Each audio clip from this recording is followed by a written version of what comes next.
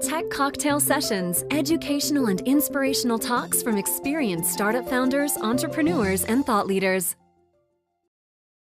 Thanks so much. Hey everyone, so I'm wondering, how many people here have heard of Estonia? Show of hands. Okay.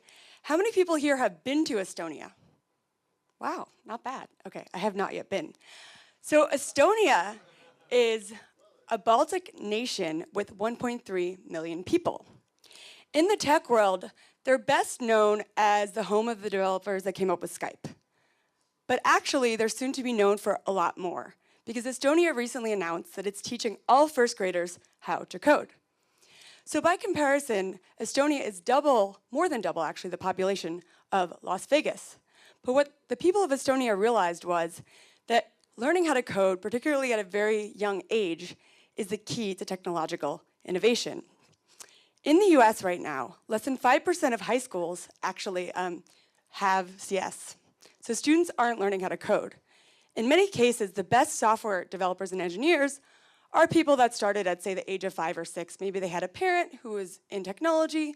I have a friend whose dad was a NASA engineer, but this is of extreme importance. So actually, course offerings have gone down in the US and not up. APCS went down 35% between 2005 and 2009. Other courses down 17%. Things are not going in the direction that we needed to go as a nation, and we have not prioritized CS education. So what does this mean? Does everyone have to be a professional programmer? No. Learning how to code at an early age can teach things like computational thinking, breaking down complex problems and solving them, and building things that are actually tangible. So last night I was at the Tech Jelly here in Vegas and met a kid named Ethan, 12 years old. He had come up with an app, I believe it was called Lazy Husband, using PhoneGap. And people know that technology. And he had told me, oh yeah, I spent a few hours learning CSS, did some JavaScript online, and here he is building apps. This is the future of Las Vegas. So what does this mean? This means that there's a huge opportunity in engaging people at a very early age to learn these skills. It also means that there's an opportunity you don't need to be 5 to learn. Anybody at any age can learn these skills.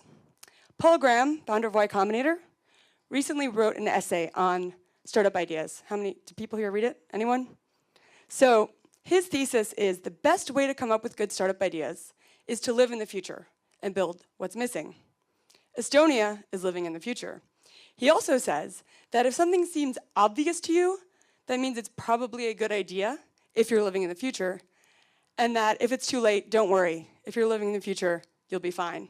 So I would encourage everyone here in Vegas to also start living in the future, and there's a significant need within our nation as well to prioritize CS education and learning how to code and technical skills.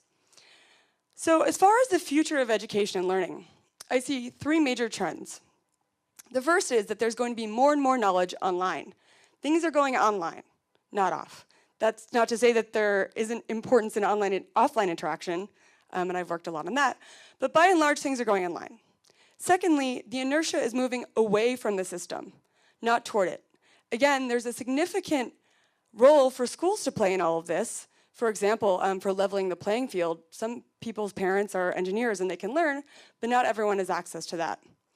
And the third is that the line between teachers and students is being increasingly blurred. There's a saying that to teach is to learn twice. And actually, there's a huge amount of potential in things like peer-based learning. So I've taught at Stanford and Yale, and actually in my class at Yale, I always had my students come up with projects. They had to design it, they actually had to work with groups, they had to put something online and release it to the world. The results, I have to say, were incredibly impressive. So I got an email a few weeks back from a former student of mine saying, hey, I have some legal questions. It turns out somebody wrote to me and wants to license and possibly acquire the website I built for your class. And I was like, hey, that's pretty awesome. He actually has a huge opportunity coming out of that.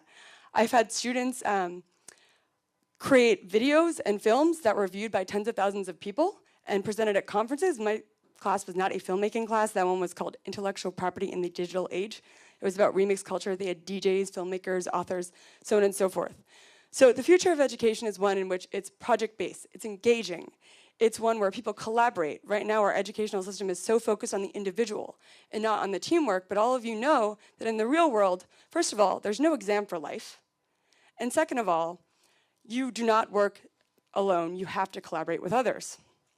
So secondly, a huge trend that we'll see in the future is one of peer-based learning. As Frank mentioned, I'm part of a community at Stanford called StartX. We are a peer-based entrepreneurial community. It's not a top-down approach. We share knowledge within the community, and the benefit is that there's no one singular leader that we all look to. We all create and share our knowledge, and it's been incredibly successful. I believe we actually, after Y Combinator, and because we're a nonprofit, we do also have companies that are in both, are the second best accelerator when it comes to funding numbers. Now, granted, funding isn't everything, but folks are learning how to fundraise, they're building engaging products, and they're getting out there, and we've only been around for 2 years. So there's been a huge trend as well in something that's called MOOCs. Have people heard of MOOCs? I actually really don't like this acronym, right? So massively open online course. MIT actually started this back over 10 years ago with their OpenCourseWare, where they put a whole lot of lectures, problem sets, exams online. And folks around the world use this often, say in India and China, professors and teachers use these resources, but it hadn't had the substantial impact that one would like. Then, a little bit over a year ago at Stanford, some professors decided to put their courses online and do so in a way that engaged people because it was one semester long and they had assignments and it was kind of all at the same time, right? So I don't know if people heard about the AI class coming out of Stanford, but 180,000 students signed up. There are now several startups, Coursera, Udacity, Harvard and MIT came together to create edX. When I was a grad student at Harvard, we bugged the administration to put courses online, but no, they were afraid that this could ruin the brand. Luckily, things now have changed. I wish that they had been more proactive in doing so. So we were seeing a whole ton of lectures going online and courses. Now, at the same time, only about 7% of those people taking the courses complete them. And while I'm very happy that more and more information and knowledge is going online, to me, as my colleague John Lilly, a partner over at Greylock, said, MOOCs are a revolution in distribution of content, but not in the way that people learn. If we just have people dropping knowledge on the masses, talking heads, he says, dropping knowledge on the masses, this is not the future of learning and education.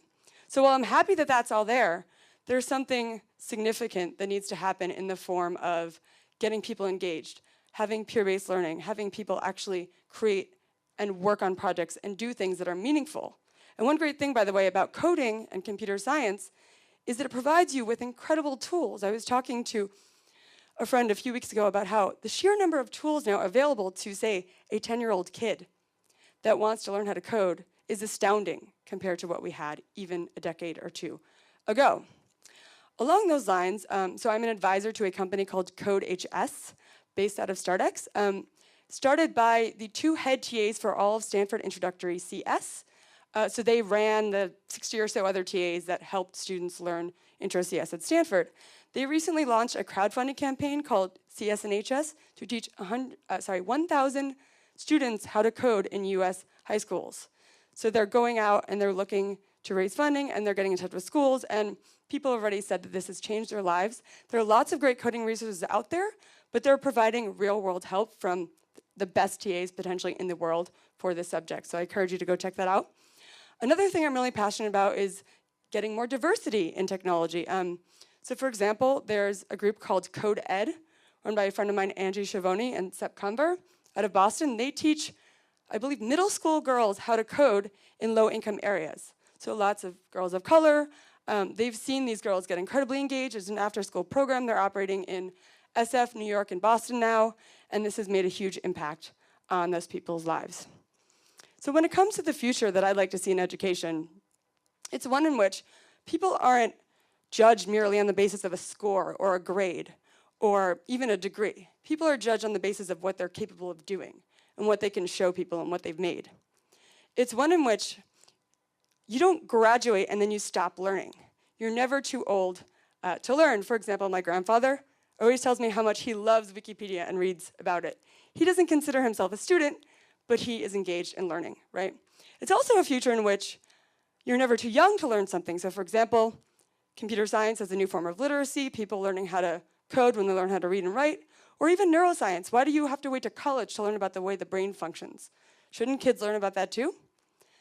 And the future is one in which people are actively engaged, where teachers and students work together and people peer learn, and they're able to create the future, because the future that I want to see is the one that we all create. Thanks a lot.